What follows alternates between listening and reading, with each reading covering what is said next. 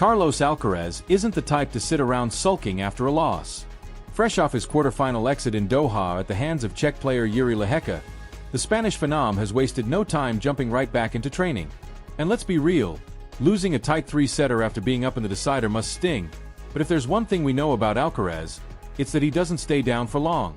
The guy's got the resilience of a cockroach in a nuclear apocalypse. His eyes are now set on the big prize, defending his crown at the Indian Wells Masters 1000, where he'll try to pull off another historic desert raid and keep that trophy in his grasp. But before setting foot in the Californian battleground, Alcaraz is making a quick pit stop in Puerto Rico for an exhibition match against none other than the ever-entertaining Frances Tiafoe. Expect flashy shots, wild celebrations, and at least a couple of moments that will have the crowd losing their minds. Speaking of changes, eagle-eyed fans have noticed a subtle but intriguing adjustment in Alcaraz's setup: his racket strings.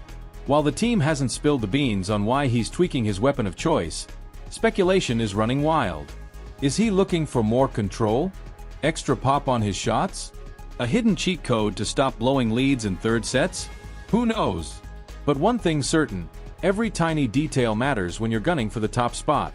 Alcaraz himself admitted he's still trying to wrap his head around what went wrong in that Doha loss. "I've talked to my team, my coach. Honestly, I don't know what I could have done better. Maybe a couple of serves. Some points I didn't play well. I don't know, man, it's a tough one," he confessed. "If that doesn't scream, I'm gonna train like a madman and come back swinging, I don't know what does." Despite the stumble, the Spanish sensation isn't letting it shake his confidence. His next move: a full-on preparation mode for the North American hardcourt swing. Indian Wells is where he'll aim to remind everyone why he's a force to be reckoned with, and in Miami, he's on a mission to improve on last year's performance. His team will be breaking down the Doha match like it's the Zapruder film, analyzing every missed opportunity, every questionable shot selection, and every moment where he let the match slip away. Because let's be honest, if Alcaraz can iron out those crunch time jitters, he's going to be an even bigger nightmare for the rest of the tour. Oh, and did I mention? A legendary coach has been left speechless by Alcaraz's latest serving tweaks. Is this the final piece of the puzzle for total domination? Buckle up, because this season is about to get real interesting. If you thought Carlos Alcaraz was already a beast on the court, buckle up, because the kid just cranked things up a notch. And when I say cranked up, I mean he's serving rockets that could probably take out a low-flying drone. One of the people completely floored by this evolution?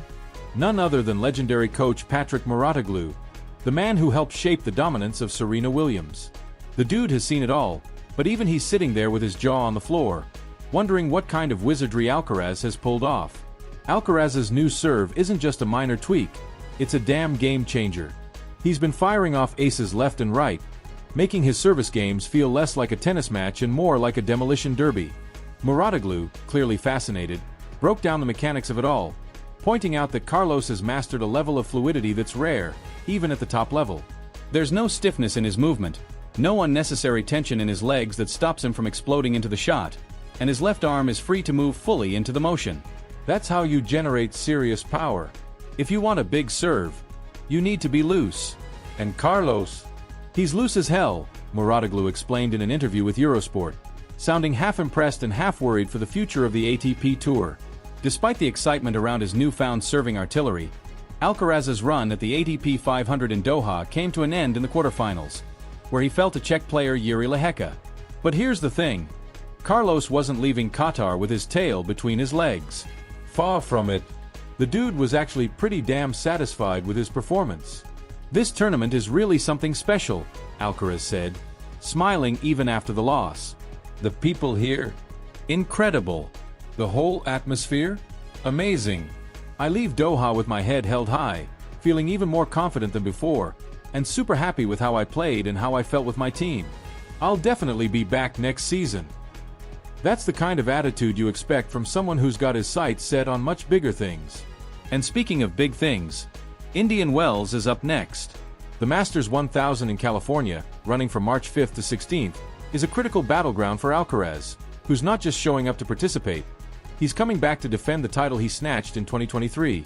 The Spanish prodigy, armed with his signature aggressive playing style and a never-say-die attitude, is gearing up for another deep run in the desert.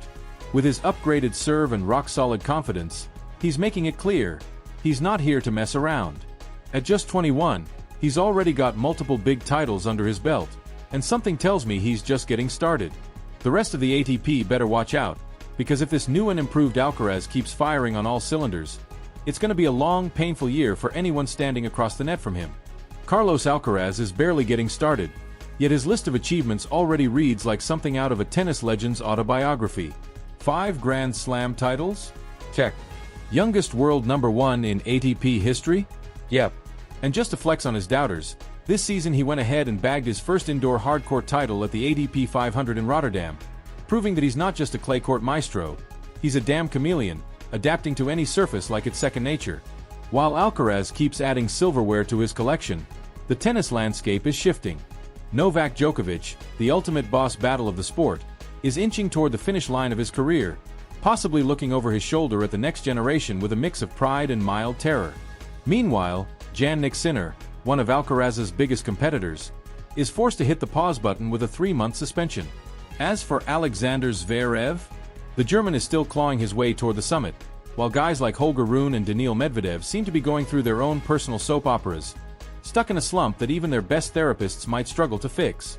But while the usual suspects battle their demons, there's a new kid on the block, and Alcaraz is keeping a very close eye on him. Enter João Fonseca, the fearless Brazilian prodigy who ditched a college career in the US to dive headfirst into the ATP Shark Tank. And guess what? The kid is already making waves. At just 18, well, 19 now, thanks to an August birthday, Fonseca stormed his way to his first ATP title in Buenos Aires, taking out local favorite Francisco Cerundolo in his own backyard. Talk about having nerves of steel. If that wasn't enough to turn heads, Fonseca made sure the entire tennis world took notice when he dismantled Andrei Rublev at the Australian Open. You don't just walk into a Grand Slam and send a top-tier player packing unless you've got some serious game. Now, guys like Alcaraz and Sinner aren't just hearing about him. They're watching, analyzing, and let's be honest, probably getting just a little paranoid. Fonseca has already rubbed shoulders with the elite, having been one of the special guests at the ATP Finals training sessions in Turin last year. There, he got first-hand experience training with the likes of Alcaraz, Sinner, and Medvedev, 3 guys who don't exactly hand out free lessons. Even Sinner, who isn't one to throw around empty praise, hinted that Fonseca might have been too good to stay in the junior ranks for long. Alcaraz, ever the competitor, has been nothing but respectful toward his new potential rival, but make no mistake, he's keeping him on his radar. Watching Fonseca's final in Buenos Aires, Alcaraz didn't just see a talented player, he saw a future problem. I watched his final. He played a hell of a match, Alcaraz admitted after his own victory over Marin Cilic in Doha. It's not easy playing your first ATP final, let alone against Cerundolo in front of his home crowd. He's got the mentality, the game. He can fight for big things, no doubt about it. I'm happy for him. Now, let's be real. Alcaraz isn't out here handing out compliments just to be nice. His words weren't just admiration. They were an acknowledgement. He knows how hard it is to win that first ATP title, especially when you're barely out of high school. He's been there, done that, and he understands how crucial those early breakthroughs are in shaping a player's confidence. Fonseca's meteoric rise, combined with his fearless approach on court, makes him a wild card that could soon shake up the established order. And Alcaraz, he's not about to let his guard down. If anything, he's gearing up for what could become one of the defining rivalries of the next era. As the torch inevitably passes and the old kings step aside, it's players like Alcaraz and Fonseca who will shape the future of the sport. And if this brewing rivalry lives up to its potential, we could be in for some absolute wars on the court for years to come. So grab your popcorn, folks. This is only the beginning.